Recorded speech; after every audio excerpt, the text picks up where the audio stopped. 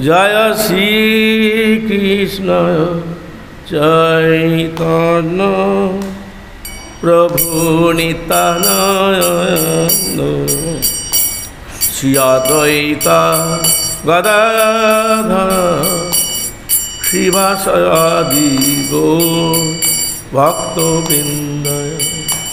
जय श्री कृष्ण चैतन्य प्रभु नित्यानंद।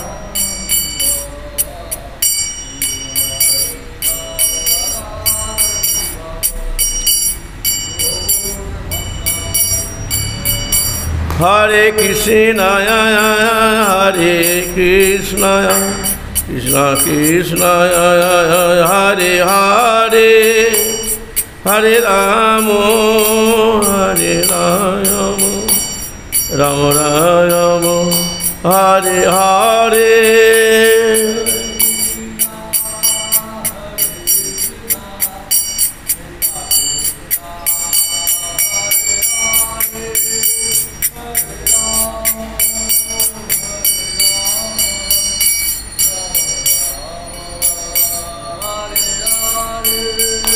हरे कृष्ण कृष्ण कृष्ण हरे हरे हरे राम राम राम हरे हरे हरे।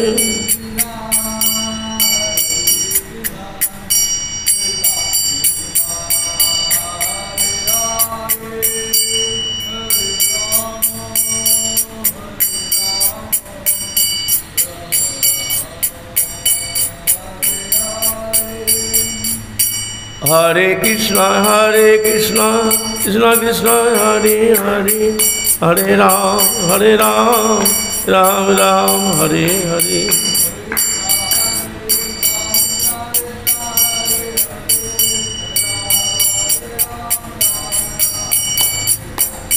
हरे कृष्ण कृष्ण कृष्ण हरे हरे हरे राम राम राम हरे हरे।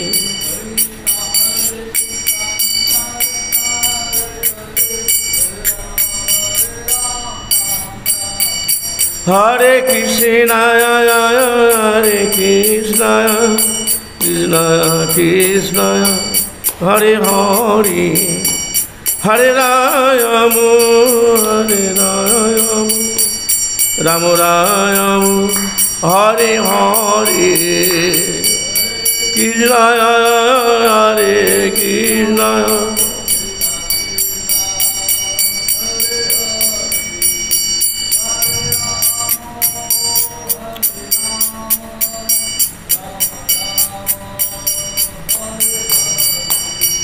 हरे कृष्ण हरे कृष्ण कृष्ण कृष्ण हरे हरे हरे राम राम राम हरे हरे हरे कृष्ण हरे।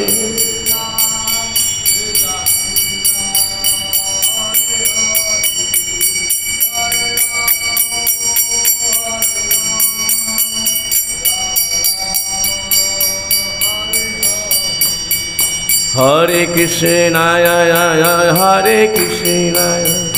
कृष्ण कृष्ण हरे हरे हरे राम राम राम हरे हरे।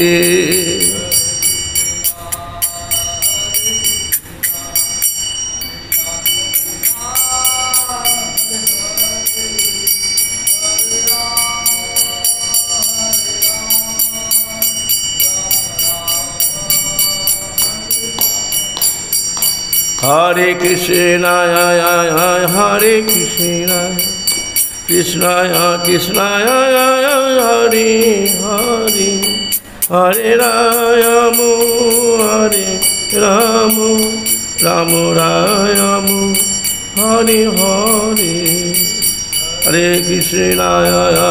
हरे कृष्ण কৃষ্ণ কৃষ্ণায় হরি হরি হরে রাম হরে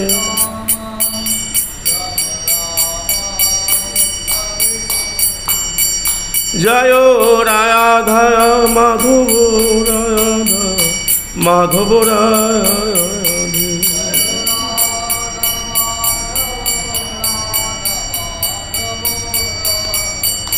জয় জগন্নাথ জয় জগন্নাথ বলদেব জয় সুভদ্রা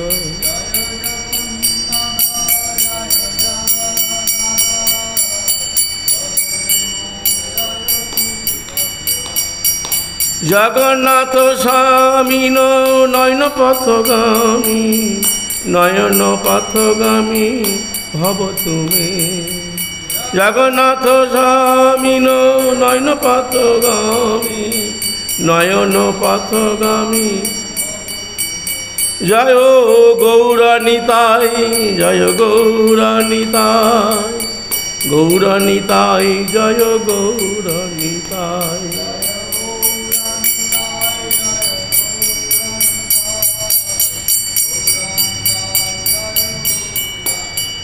জয় জয় প্রভুপাদ প্রভুপাদ প্রভুপাদ প্রভুপাদ জয় জগদ্গুরু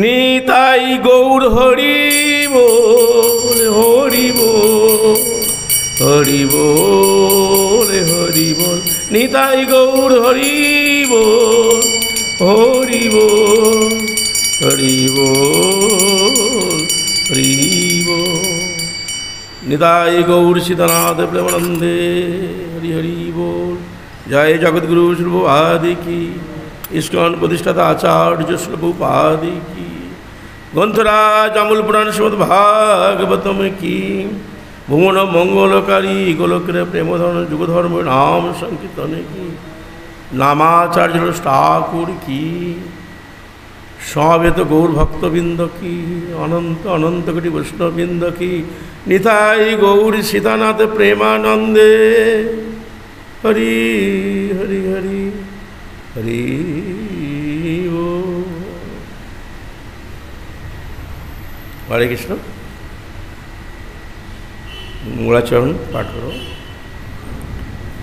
ওম অজ্ঞানতিবিরন্ধস্য জ্ঞানাঞ্জনশলাকয়া চক্ষুरुन्मिलितं येन তস্मै শ্রীগুরবে নমঃ শ্রীচৈতন্যমনয়োভীষ্টং স্থাপিतं येन ভূতলে স্বয়ং রূপ কদা মধ্যম দদাতি সপদান্তিকম বন্দেহং শ্রীগুরু শ্রীযুতপদকমলম শ্রীগুরূन् বৈষ্ণবাংশ শ্রীরূপং সাগ্রজাতং सहगण रघुनाथं नितं सजीवं साद्वैतं सावधूतं परिजनसहितं कृष्ण चैतन्यदेवं श्रीराधा कृष्णपादं सहगण ललिता श्रीविशाखान्वितांश्च नमो विष्णुपादाय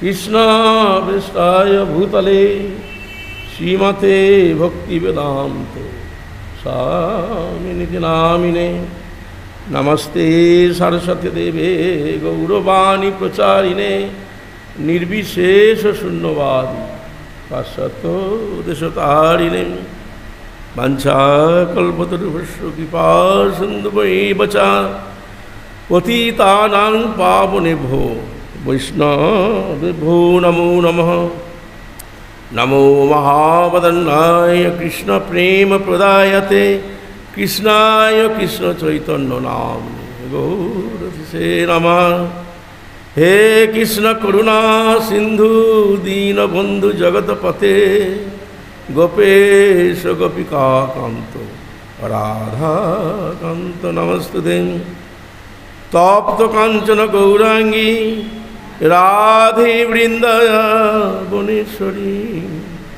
वृषभानुसुते देवी প্রণমামি হরিপ্রিয়ে নীলাচল নিবাসায় নিত্যায় পরমাত্মনে বলভদ্রম সুভদ্রাভ্যাম জগন্নাথায় তে নমঃ।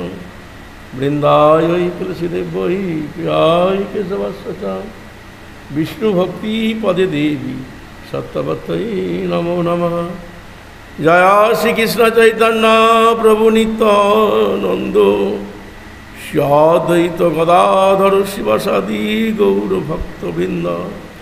হরে কৃষ্ণ কৃষ্ণ কৃষ্ণ হরে হরে, হরে রাম রাম রাম হরে হরে। হরিং তৎসৎ। হরে কৃষ্ণ। এখন আমরা শ্রীমদ্ ভাগবতম সপ্তম স্কন্ধ দ্বাদশ অধ্যায়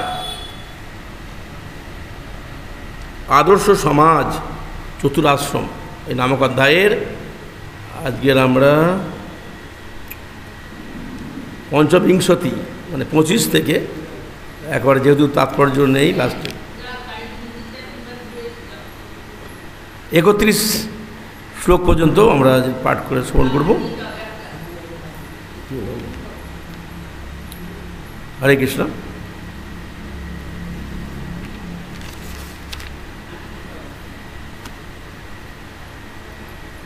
ওং নমো ভগবতে বাসুদেবায়। ওং নমো ভগবতে বাসুদেবায়। ওং নমো ভগবতে বাসুদেবায়। নারায়ণং নমস্কৃত্যং নরং চৈব নরোত্তমং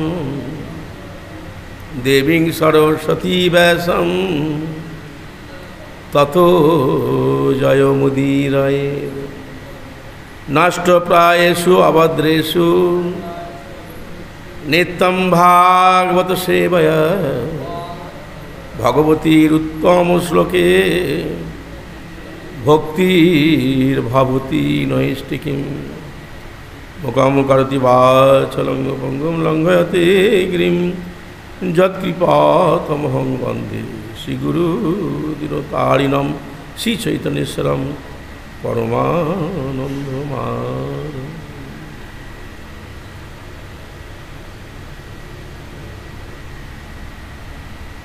হরে কৃষ্ণ। 25 নম্বর শ্লোক, যে তাৎপর্য আছে, যদি সবাই আমরা মিলে বলতে পারি, যারা আছে আমরা স্মরণ করতে পারেন। 25 নম্বর শ্লোক। যাই না,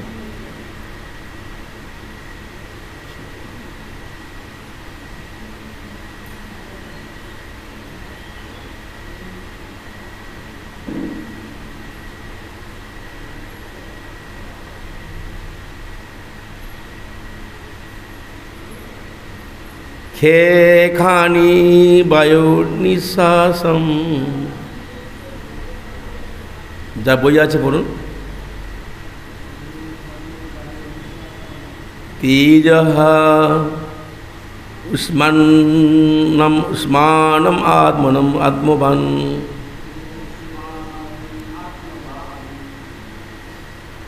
অশ্রী শ্রীকোশ্লেষ্ম পুয়ানিখিত। হরি।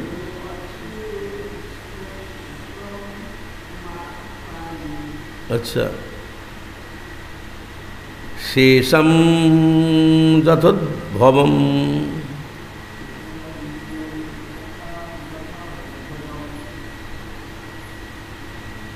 খে খানি বায়ু নিঃশ্বাসম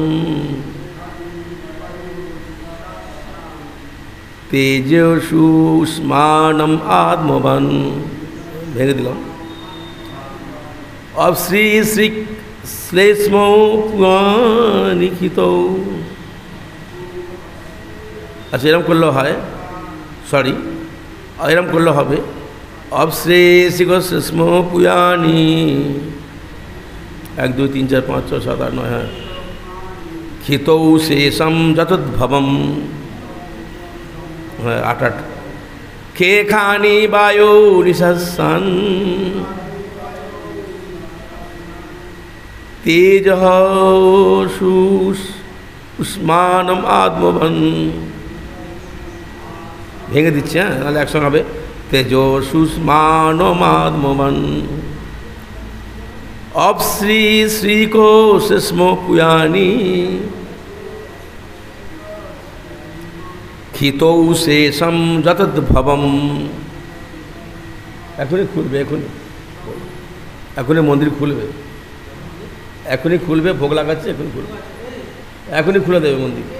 দর্শন করে যান, একটু বসুন, একটু পাঠ শুনুন, বলার চেষ্টা করুন। হরে কৃষ্ণ।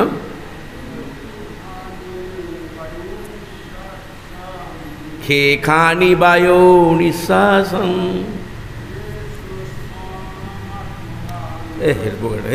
কত পোকা, এখনই খুলবে, ভোগ হয়ে গেছে। এসছেন, দর্শন করে যান।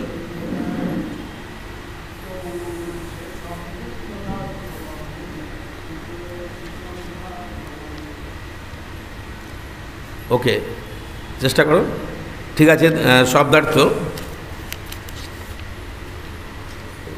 মার্ক থাকে না। খে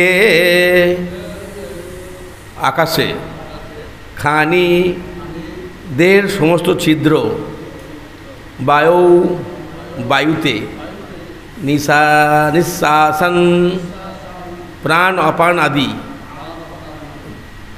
দেহাভ্যন্তরে বিচরণশীল সমস্ত বায়ু, তেজসু অগ্নিতে, উষ্মানম দেহের তাপ, আত্মবান যে ব্যক্তি আত্মাকে জানেন, অপসু জলে, অশ্রিক রক্ত,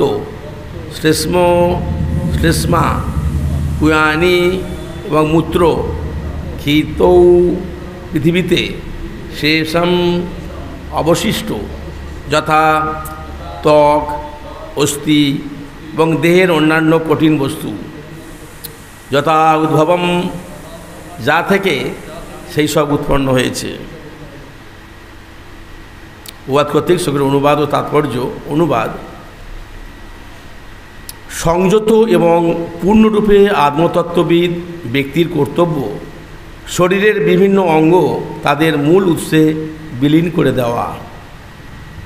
দেহের ছিদ্রগুলি আকাশ থেকে, নিঃশ্বাস বায়ু থেকে, দেহের তাপ অগ্নি থেকে, শুক্র শোণিত ও শ্লেষ্মা জল থেকে এবং ত্বক, পেশি, অস্থি আদি কঠিন বস্তুগুলি মাটি থেকে উৎপন্ন হয়েছে। এইভাবে দেহের বিভিন্ন অবয়ব বিভিন্ন উপাদান থেকে উৎপন্ন হয়েছে এবং তাই তাদের পুনরায় সেই উপাদানগুলিতে বিলীন করে দেওয়া উচিত।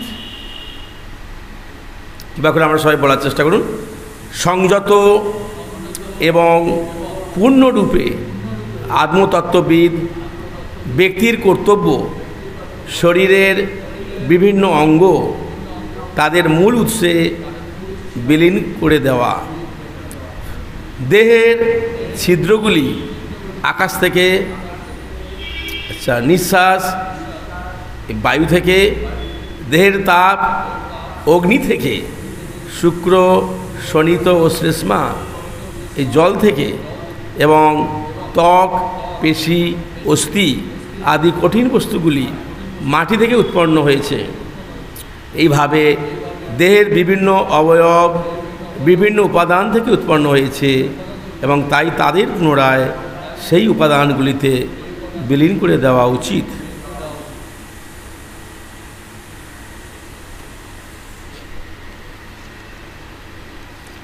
শিল প্রভুপাদ কর্তৃক এই শ্লোকের তাৎপর্য। জগৎগুরু শিল প্রভুপাদ কি আত্মোপলব্ধির অর্থ হচ্ছে দেহের বিভিন্ন উপাদানগুলির মূল উৎস সম্বন্ধে অবগত হওয়া। দেহ হচ্ছে ত্বক, অস্থি, পেশি, রক্ত, শুক্র, মল, মূত্র, তাপ, নিঃশ্বাস ইত্যাদির সমন্বয় যেগুলি মাটি, জল, আগুন, বায়ু এবং আকাশ থেকে উদ্ভূত হয়েছে। মানুষের কর্তব্য দেহের বিভিন্ন অঙ্গগুলির উৎস সম্বন্ধে যথাযথভাবে অবগত হওয়া। তখন তিনি আত্মবান হন, অর্থাৎ তিনি তখন তার আত্মাকে জানতে পারেন। হরিওম তৎসৎ। এখানেই ছিল প্রভাদের অত্যন্ত প্রাঞ্জলপূর্ণ তাৎপর্য সমাপ্ত। জয় জগদ্গুরু শ্রী প্রভুপাদ কি।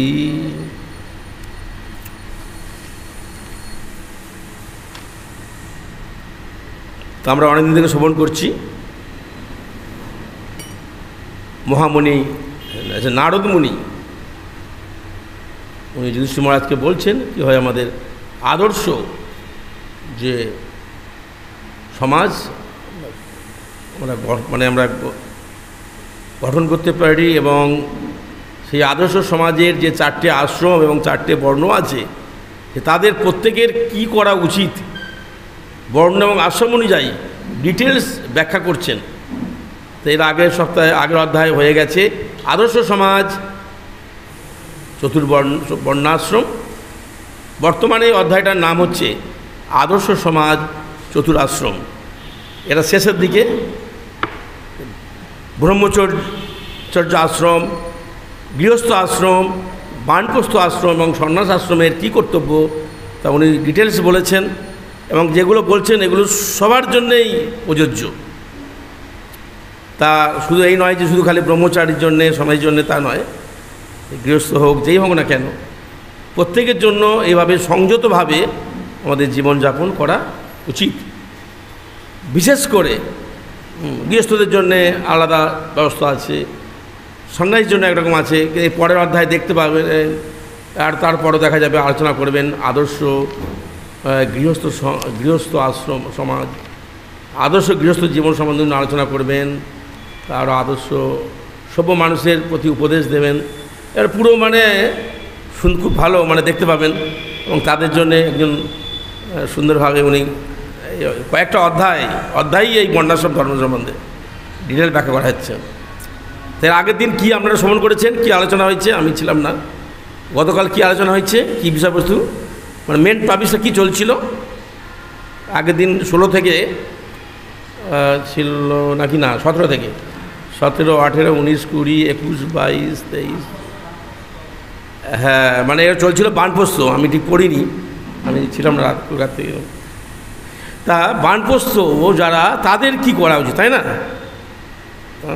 এবার তারা মৃত্যুর জন্য প্রস্তুত নেবে, যারা দেবে সন্ন্যাস কি জীবনটা ত্যাগ করবে, তাদের জন্য আমরা শুনেছেন গতকাল। আশা করি আমি যাচ্ছি না, আমি খুব সুন্দরভাবে উনি বলছেন সেটাই চলছে এখন আজকেরও, শেষের দিকে। যেরকম গতকাল তো সময় অল্প, তো ঠিক আছে একবার পড়ে দেখি। বলছেন বানপ্রস্থি, হ্যাঁ ঠিক আছে, বানপ্রস্থি আশ্রমের 17 থেকে গতকাল শুনেছেন, মনে আছে? বানপ্রস্থ আশ্রমের জন্য কী কী করতে হবে দু একটা পয়েন্ট দেখি। বলছে, আমি মনে করে পড়ে দিচ্ছি। হে রাজন, আমি এখন বানপ্রস্থ আশ্রম অবলম্বীর গুণাবলী বর্ণনা করব। নিষ্ঠা সহকারে এই বানপ্রস্থ আশ্রমের এই বিধিবিধানগুলি পালন করার ফলে মনুষ্য মুনিদের উচ্চতর মোহলোক প্রাপ্ত হয়। আমাদের বৈদিক সিস্টেম অনুযায়ী প্রত্যেকের উচিত ছোটোবেলায় তার পিতামাতা হচ্ছে তার সন্তানকে গুরুকুলে পাঠানো। তো সেখানে 1 থেকে 25 বছর সেখানে গুরুর কাছে শিক্ষা লাভ করবে সমস্ত বিষয়ে, কীভাবে ব্রহ্মচর্য থেকে কী করে সংসার জীবন করা যায়, কী করে রাজারা কীভাবে রাজত্ব চালাবে, যে যেরকম আছে প্রত্যেকে সব ডিটেলস সব কমপ্লিট করে দেবে। এইবার 25 বছর পর থেকে এবার তার বাসনা অনুযায়ী, তার ইচ্ছা অনুযায়ী গুরুদেবকে বলে কেউ গৃহস্থ আশ্রম যেতে পারে, 25 থেকে 50 বছর প্রত্যেকের যেতে পারে, তবে জোর নেই। কেউ ডাইরেক্ট না গিয়ে সে কী করতে পারে, সে সংসারে হলো না, সে একেবারে বানপ্রস্থি সন্ন্যাস চলে যেতে পারে। আর যারা করবে না, বিবাহ করবে না, তাদের কোনো কথাই নেই, ডাইরেক্ট ব্রহ্মচারী থেকে সন্ন্যাস নিতে পারে। এটা খুব কলিযুগের রিয়ার, তবুও এটা আছে। এটা হচ্ছে নৈষ্ঠিক ব্রহ্মচারী, বা তারা বলবে আমি বিবাহ যাবো না, দ্বার গ্রহণ করবো না, বৃহৎ ব্রত যেন গ্রহণ করবেন। তা না হলে সাধারণভাবে প্রত্যেকেরই তারা এই 25 বছর পর থেকে 25 বছর থেকে 50 বছর তারা গৃহস্থ আশ্রম পালন করতে পারে, বিবাহ করে শাস্ত্র অনুযায়ী সংযতভাবে জীবনযাপন করতে পারে। এবং তারপরে 50 বছর পর থেকে যখন 55 বছর হয়ে যাবে, 50 থেকে 55, তখন বানপ্রস্থি, তখন সংসারে থাকবে স্বামী স্ত্রী, কিন্তু তারা তীর্থভ্রমণ করবে।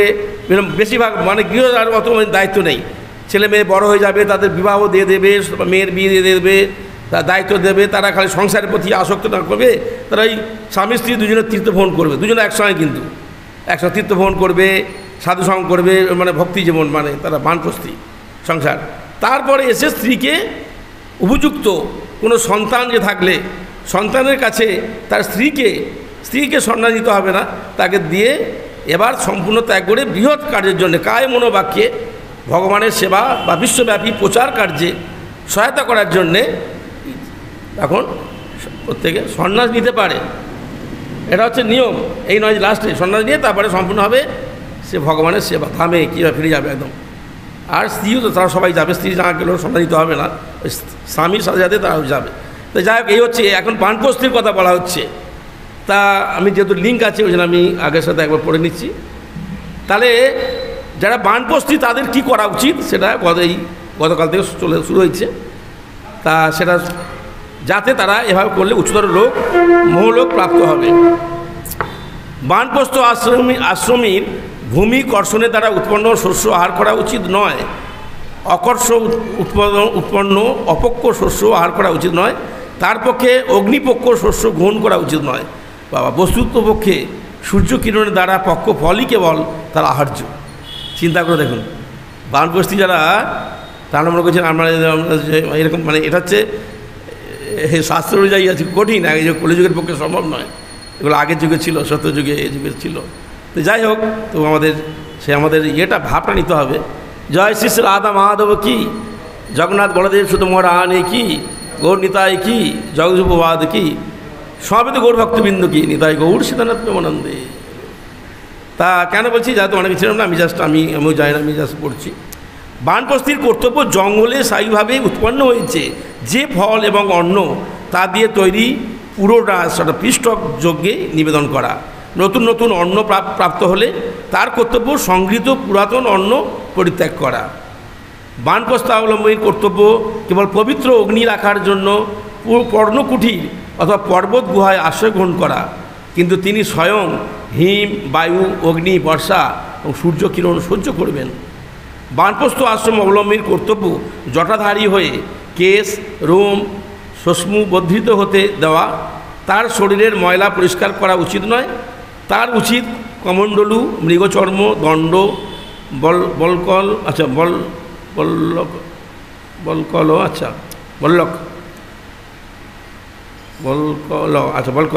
এবং অগ্নি বর্ণ পরিচ্ছদ ধারণ করা।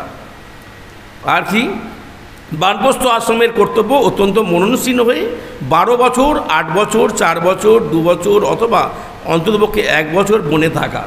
এই বানপ্রস্থি 1 বছর কম করে থাকতে হবে বাবা। তার এমনভাবে আচরণ করা উচিত যাতে তিনি অত্যধিক তপস্যার ফলে বিচলিত অথবা ক্লিষ্ট না হন। যখন তিনি ব্যাধি অথবা বার্ধক্যবশত আধ্যাত্মিক চেতনায় উন্নতি সাধনের জন্য নিজের কর্তব্য কর্ম অনুষ্ঠানে অথবা বেদ অধ্যয়নে অক্ষম হবেন, তখন কোনো আহার গ্রহণ না করে তার অনশন করা উচিত। মানে যখন দেহটা যখন বৃদ্ধ হয়ে যাবে, মৃত্যুর জন্য প্রস্তুতি। আর কি করতে হবে, তার কর্তব্য আত্মাতে অগ্নি যথাযথভাবে স্থাপন করে দেহাত্ম বুদ্ধির কারণ দেহের মমতা পরিত্যাগপূর্বক জড়দেহকে ধীরে ধীরে পঞ্চমহাভূতে মাটি, জল, আগুন, বায়ু এবং আকাশে লীন হয়ে দেওয়া। তারপরে বলতে গিয়ে আজকের বলছেন সংযত এবং পূর্ণরূপে আত্মতত্ত্ববিদ ব্যক্তির কর্তব্য শরীরের বিভিন্ন অঙ্গ তাদের মূল উৎসে বিলীন করে দেওয়া। দেহের ছিদ্রগুলি আকাশ থেকে, নিঃশ্বাস বায়ু থেকে, দেহের তাপ অগ্নি থেকে, শুক্র, শনিত, শ্লেষ্মা জল থেকে এবং ত্বক, পেশি, অগ্নি আদি কঠিন বস্তুগুলি মাটি থেকে উৎপন্ন হয়েছে। এইভাবে দেহের বিভিন্ন অবয়ব বিভিন্ন উপাদান থেকে উৎপন্ন হয়েছে এবং তাই তাদের পুনরায় সেই উপাদানগুলিতে বিলীন করে দেওয়া উচিত। এটা আজকের শ্লোক। তারপরে আজও তাৎপর্য নেই, আমি পড়ে নিচ্ছি, তারপর বলছি আর কি করা উচিত। তারপর 26 থেকে 28 শ্লোকটা পড়ে নিই। বাচম অগ্নি সব্যক্তম একতম ইন্দ্রে শিল্পম করাবপি পদানি গত্তা বয়সী রত্তোপস্তম প্রজাপতৌ মৃতৌপায়ং বিসর্গম চ যতস্থানম নির্দিশেত দিক্ষু শ্রোত্রম সনাদেন স্পর্শেনাধ্বনিতচম রূপাণি চক্ষুষা রাজন জ্যোতিষৌভিনিবেশয়েত অপসু প্রজেতসা জিহ্বম ঘেমৈর্ঘ্রাণম ঘৃতৌ নসেত। তারপর বাক্যের সঙ্গে বাক ইন্দ্রিয়কে জিহ্বা অগ্নিতে সমর্পণ করা উচিত। শিল্পসহ হস্তদয় ইন্দ্রদেবকে অর্পণ করা উচিত। গতিসহ পদদয় বিষ্ণুকে নিবেদন করা উচিত। রতিসহ উৎকষ্ট প্রজাপতিকে নিবেদন করা উচিত। বিসর্গসহ পায়ুকে মৃত্যুতে অর্পণ করা উচিত। শব্দসহ শ্রবণেন্দ্রিয়কে দিকসমূহের অধিপতি দেবতাদের নিবেদন করা উচিত। স্পর্শসহ ত্বক ইন্দ্রিয় বায়ুকে অর্পণ করা উচিত। দৃষ্টিশক্তিসহ রূপ সূর্যকে অর্পণ করা উচিত। বরুণসহ জিহ্বাকে জলে এবং অশ্বিনী কুমারদ্বয় সহ ঘ্রাণকে ভূমিতে অর্পণ করা উচিত। 29-30 নম্বর শ্লোক। মনোরথেশ্চন্দ্রে বুদ্ধিম বোধৈ কবৌ পরে কর্মণ্যমানা রুদ্রে যত অহম মমতা ক্রিয়া সত্যেন চিত্রম ক্ষেত্রজ্ঞে গুণৈর্বৈকারিকম পরে অপসু ক্ষিতিম অপজ্যোতিষোদো বায়ুনভ্যো সম উম কুটস্থে তচ্চ মহতি তদ অগ্নি অক্ষরে চ তৎ। বলছেন জড় বাসনা সহ মনকে চন্দ্রদেবে লীন করা উচিত। বৌদ্ধ বিষয় সহ বুদ্ধি ব্রহ্মাকে অর্পণ করা উচিত। দেহাদ বুদ্ধি এবং দেহ সম্পর্কিত বস্তুতে মমতা উৎপাদনকারী অহংকার সহ কর্মসমূহকে অহংকারের দেবতা রুদ্রদেবে লীন করে দেওয়া উচিত। চেতনা সহ চিত্রকে ক্ষেত্রজ্ঞ জীবে লীন করে দেওয়া উচিত এবং বিকারপ্রাপ্ত জীবসহ প্রকৃতির গুণের অধীন দেবতাদের পরম পুরুষে লীন করে দেওয়া উচিত। পৃথিবীকে জলে, জলকে তেজে, তেজকে বায়ুতে, বায়ুকে সমগ্র জড়শক্তি স্বরূপ আকাশে, আকাশকে অহংকারে, অহংকারকে মহত্তত্ত্বে, মহত্তত্ত্বকে প্রধানে এবং অবশেষে প্রধানকে পরমাত্মায় লীন করে দেওয়া উচিত। 31 নম্বর শ্লোক। ইত্যক্ষরম তয়াদ আত্মনম চিৎমাত্রম অবশেষিতম গত্তাদয়ো অথো বিরমেদ দগ্ধ যোনি ইবানলহ।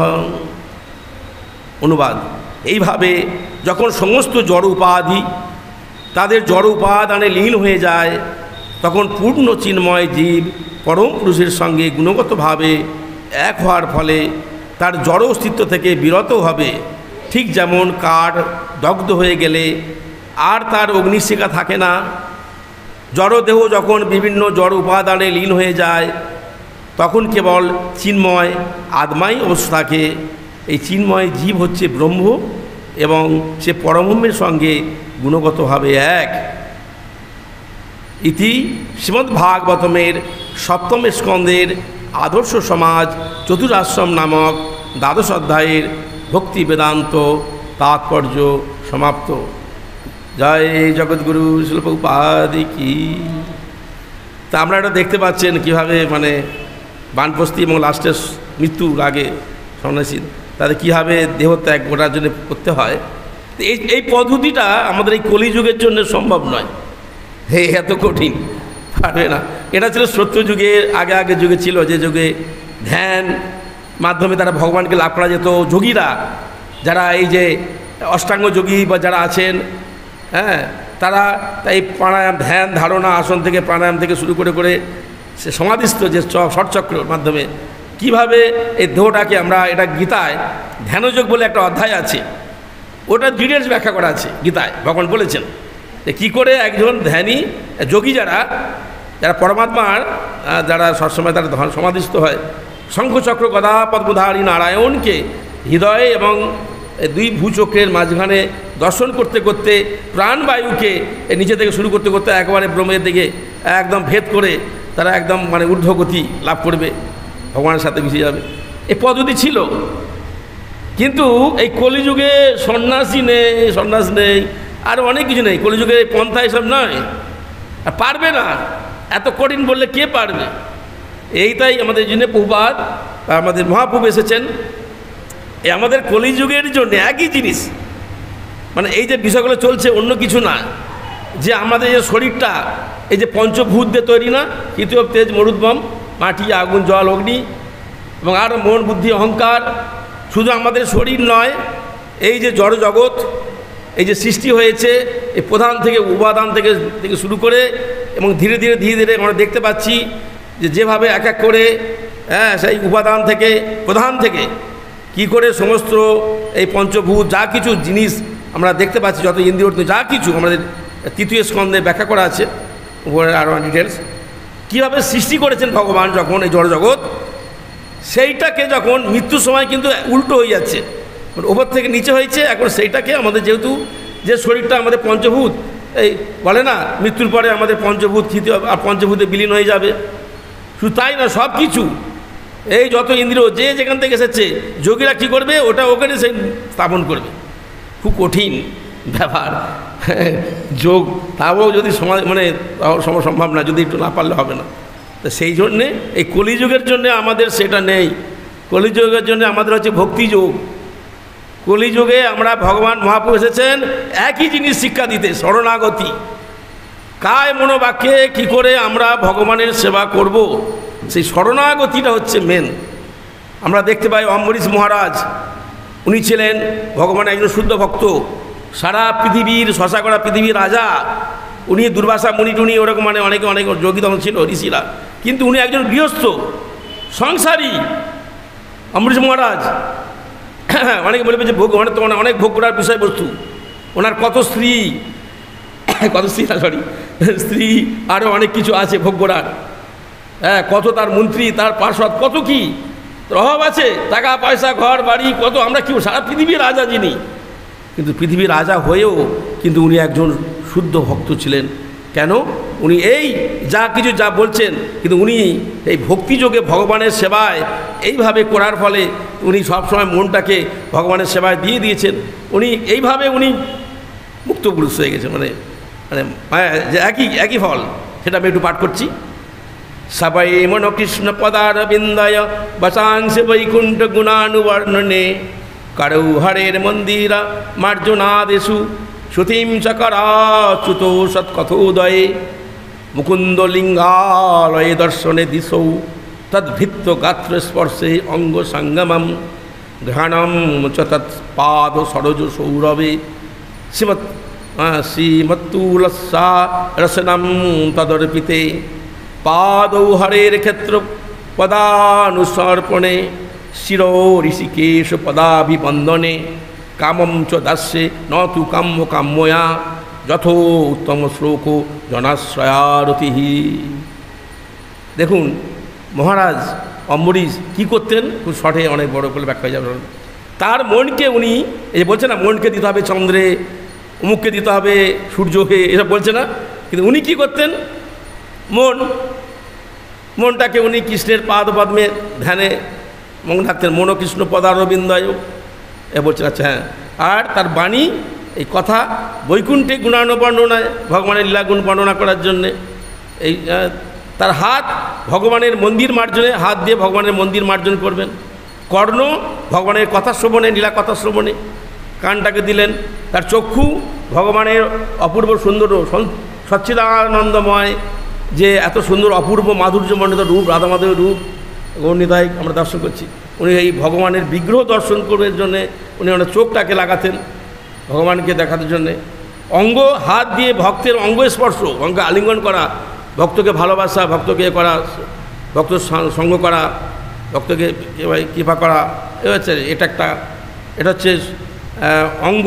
ত্বক দিয়ে স্পর্শ করা ভক্তকে। তার নাসিকা ভগবানের চরণে অর্পিত ফুলের গ্রহণ করা, এই নাক দিয়ে ভগবানের চরণে তুলসী পুষ্প ওই ঘ্রাণ গ্রহণ করতে হবে, উনি করতেন। আর তার জিহ্বাকে ভগবানের অর্পিত তুলসীর স্বাদ আস্বাদনে তুলসী চরণামৃত প্রসাদ গ্রহণ করতে পারি। তার পদদয় ভগবানের মন্দির সম্মিলিত তীর্থস্থানে ভ্রমণে তার মস্তক ভগবানের উদ্দেশ্যে প্রণতি নিবেদনে এবং তার বাসনা ভগবানের বাসনা পূরণার্থে নিয়োজিত করেছিলেন। আর এই সমস্ত গুণাবলী তাকে ভগবানের মহৎ ভক্ত মৎপর ভক্তে পরিণত করেছিলেন। তা আমরা দেখতে পাচ্ছি, আমরা গৃহস্থ হতে হই, ব্রহ্মচারী হই, গৃহস্থ হই, বানপ্রস্থ সন্ন্যাস, তাদের কিছু যায় আসে না। উদ্দেশ্য হচ্ছে সন্ন্যাস মানে কি, কায় মনোবাক্যে ভগবানের সেবা করা, সম্পূর্ণ ভগবান হয়েছেন, এই জন্য সন্ন্যাস নেওয়ার। কেউ যদি গৃহস্থ যে অমরেশ মহারাজের মতো যদি তিনি যদি এভাবে তারা যদি করতে পারেন, তিনি একজন গৃহস্থ হয়েও তিনি একজন সন্ন্যাসী থেকে বড়। আমরা যদি ব্রহ্মচারী হয়ে ব্রহ্মচারী কর্তব্য অন্য কোনো কিছু না, খালি গুরুদেবের সেবায় ভগবানের সেবার জন্য জীবনকে দেওয়া, আর অন্য কোনো চিন্তা নেই, কত একই ব্যাপার। ব্রহ্মচারী থাকুন, সেই জন্যে কোনো নেই।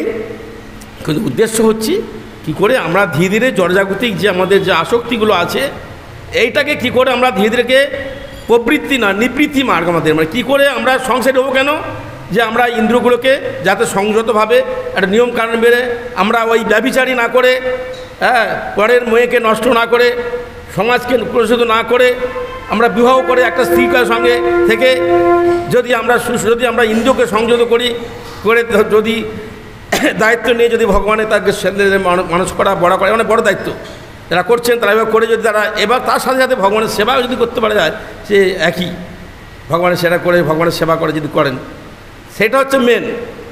সেই জন্যে কে কী বর্ণ যে মানে কৃষ্ণ ভক্তিতে বলছেন কোনো জাত বিচার নেই, নাই জাতি কুলাদি বিচার, যেই ভজে সেই বড় অভক্তিন চার, কৃষ্ণ ভজে নয় জাতি কুলাদি বিচার। কে ব্রহ্মচারী কে গৃহস্থ মানপ্রতি যাবে না, দেখতে হবে তার মন 24 ঘন্টা কি তার কি ভগবানের সেবায় চিন্তায় আছে না নেই। ব্রহ্মচারী থাকলাম কিন্তু সবসময় মনটা আমি যদি অন্যদিকে থাকলাম, সবসময় মেয়ে ছেলে চিন্তা করছি, যা করা উচিত না তাই করছি, অবৈধ করছি, 4টে নিয়ম পালন করছি না, শুধুমাত্র জব করছি না, তাহলে নামে মাত্র ব্রহ্মচারী। আমি যদি গৃহস্থ নিয়ম পালন না করি, নামে মাত্র গৃহস্থ, নামে মাত্র বানপ্রস্থ সন্ন্যাস নিলাম, কিন্তু আমার যদি ভোগ করার বাসনা যদি আমার ওই সব আর বাড়াচ্ছি, আমার নাম অনেক কিছু করছি, অনেক কিছু, আর লোকে সম্মান করবে, কিন্তু কী লাভ। তো এইগুলোও সব হচ্ছে 4টে বর্ণ, 4টে হচ্ছে এসব গুণের, প্রকৃতির 3 গুণের দ্বারা, ব্রহ্মচর্য সত্য রজো তম গুণের মধ্যে আমাদের এর ঊর্ধ্বে হতে হবে। নারায়ণ বলবে এর ঊর্ধ্বে হয়ে শুদ্ধ ভক্ত হতে হবে। শুদ্ধ ভক্ত যে কেউ হতে পারে। দেখতে পাচ্ছ অমরজি মহারাজ গৃহস্থ হয়েও যা ক্ষমতা, একজন দুর্বাসা মুনি ওনার কাছে হার মেনে গেছে, মানে ক্ষমা চাইতে হয়েছে। ও দেখাচ্ছিল মানে যোগ বল করে ভাবছে আমি অনেক কিছু, যে কাহিনি আছে যাচ্ছি না। তো সেই জন্যে আমাদের কর্তব্য যে আমাদের মহাপ্রভু যে শিক্ষা এসেছেন, সেই মহাপ্রভু সপার্শ্বদ শিবধাম কী হয়েছে, জীবে দয়া করি সপার্শ্বদ সহধাম সহ অবতারী শিখায় শরণাগতি, না ভগতেরও প্রাণ আছে। তো সেইটা আমাদের মহাপ্রভু আমাদের যে শিক্ষা দিয়েছেন, আমরা সেই শিক্ষা অনুযায়ী আমরা কোন বর্ণ কোন আশ্রমে আছি সেটা বড় কথা নয়। আমাদের উদ্দেশ্য হচ্ছে আমরা হচ্ছি জীবের সর্বায় কৃষ্ণনিত্য দাস। তো এই জন্যে আমাদের ওইটা মনে রাখতে হবে, গোপী ভর্তু কমল দাসার দাস। আমি ব্রহ্মচারী নই, গৃহস্থ নই, সন্ন্যাসী নই, আমি বানপ্রস্থী নই, আমি গোপী ভর্তু কমল যিনি আছে রাধা মাধবের দাসের দাসের দাসের দাসের অনুদাস। এই ভাব নিয়ে যদি আমরা করব তাহলে আমরা আমাদের জীবন সার্থক হবে। এইভাবে আমরা মৃত্যুর পরে বলছেন শ্রীকৃষ্ণ চৈতন্য প্রভু জীবে দয়া করি সপার্শ্বদ শিবধাম সহ অবতরী অত্যন্ত দুর্লভ প্রেমে করিবারে দান শিখায় শরণাগতি ভগতের প্রাণ। এই জন্য আমাদের এই পঞ্চতত্ত্ব গৌরনীতায় পঞ্চতত্ত্ব অদ্বৈতাচার্য প্রভু শ্রীকৃষ্ণ চৈতন্য প্রভু নিত্যানন্দ শ্রী অদ্বৈত গদাধর গৌর ভক্তবৃন্দ এদের কাছে কৃপা প্রার্থনা করতে হবে, যাতে আমরা এই কৃষ্ণ ভক্তি লাভ করতে পারি। হ্যাঁ না, যদিও কৃষ্ণ মহাপ্রভুকে স্বয়ং রাধা কৃষ্ণই রাধারী ভক্তের ভাব নিয়ে আমাদের এসছেন। আমাদের কি করলে এই কলিযুগে বিশেষ করে আমরা কি করে অনায়াসে আমাদের এই সংসার বন্ধন থেকে বা জগৎ থেকে আমরা হয়ে আমরা ভগবদ্ধাম ফিরে যেতে পারবো। সেই জন্য উনি আমাদের যুগধর্ম হরিনাম সংকীর্তন হরে কৃষ্ণ কৃষ্ণ কৃষ্ণ হরে হরে, হরে রাম রাম রাম হরে হরে। যাই হোক, তখন আমরা যদি মহাপ্রভুর যে শিক্ষা অনুযায়ী যখন আমরা সর্বাঙ্গ শরণাগতি যখন আমরা হব সম্পূর্ণভাবে, তখন ভগবান আমার প্রার্থনা শুনবেন এবং আমাদের বলছেন, ভক্তির অনুকূল মাত্র কার্যেরও শিকার, ভক্তি প্রতিকূল ভাব বর্জনঙ্গীকার, সরঙ্গ শরণাগতি হইবে যাহার, তাহারও প্রার্থনা শুনে শ্রী নন্দকুমার। আপনি যখন এইভাবে যে থাকুন না কেন, এইভাবে যখন আপনি শরণাগত হবেন ভগবানের প্রতি, তখন আপনার কথা শুনবে, তখন আপনার এই জড়বন্ধন উনি তখন প্রার্থনা করবেন, হ্যাঁ, আর কবে নিতাই চাঁদ করুণা করিবে, সংসার বাসনা মোর কবে তুচ্ছ হবে, হ্যাঁ, তো বলে না আছেন, রূপ রঘুনাথ পাদে হইবে আকুতি, এভাবে যুগল প্রীতি। তারপর হচ্ছে আরও অনেক সুন্দর প্রার্থনা আছে, কবে আমি বৃন্দাবন ধাম দর্শন করবো, রাধা মাধব পাবো, প্রার্থনা করতে হবে, তখন শুনবে। আর আপনি যা যা যা প্রার্থনা করবে তাই, ভগবান যদি প্রার্থনা করেন আমাকে সুন্দর স্ত্রী দিয়েন, আমার অনেক টাকা পয়সা দেন, আমাকে পদ দেন, ভগবান তাই দেবে। যা চাইবেন তা আপনি, এর জন্য ভগবান তাই না, আমরা চাইছি।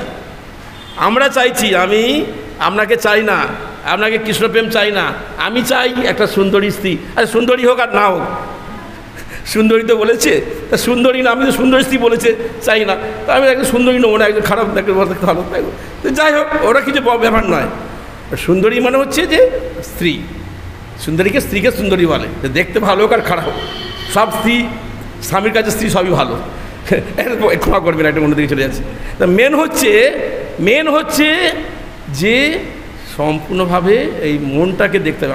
আমরা চাইছি, আমরা যা চাইবো, যে যথামাং প্রবদ্ধতে, আমি যে বলছি আমরা আমি যা, কিন্তু মনে মনে যা চাইছি, যা চিন্তা করছি, একদিন ভগবান সেটা পূরণ করবে, তার জন্য ভগবান দায়ী নয়।